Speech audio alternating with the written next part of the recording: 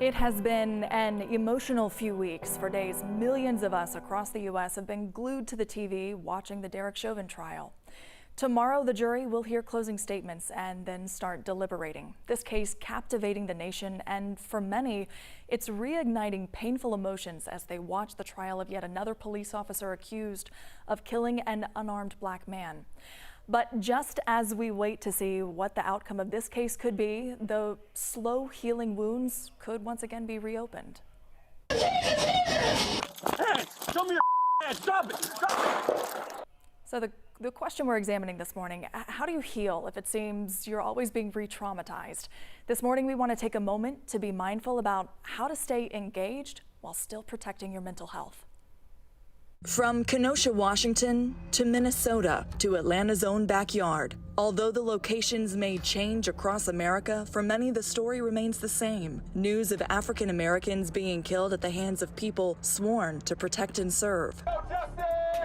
From the protests to a verdict, the killings becoming a fight for justice many are compelled to see follow through. But watching day after day can be traumatic and mentally exhausting. Is it possible to stay actively engaged without it weighing on our own mental health? We spoke to Dr. Sherry Broadwater, adult and child psychiatrist, who says yes.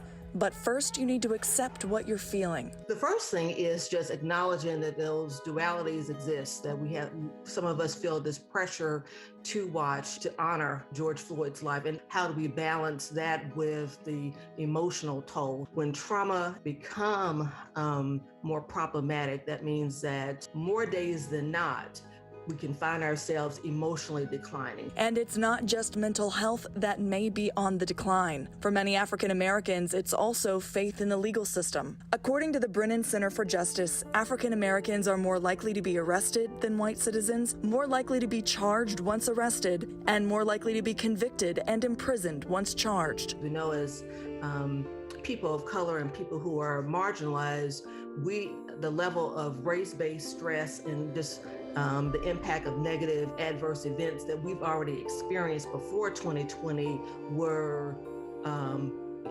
intense and horrific. But for those finding the wound once again reopened, is there any hope in finding healing? I encourage people to really gauge what they're experiencing.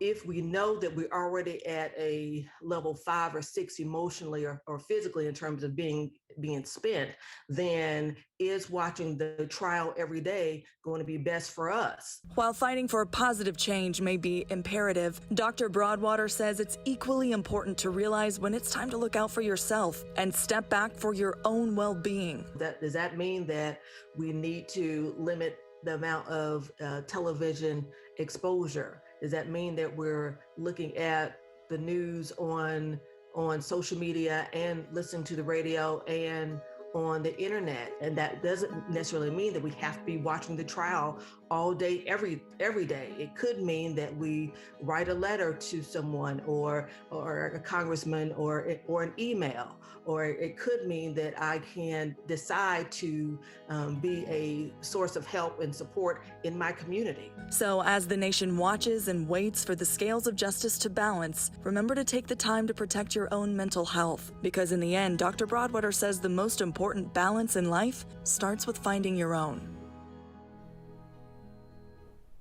And you can call NAMI of Georgia's helpline number. That is 770-408-0625. This is a non-crisis helpline that can provide information about resources for people with mental illnesses and their family members in Georgia.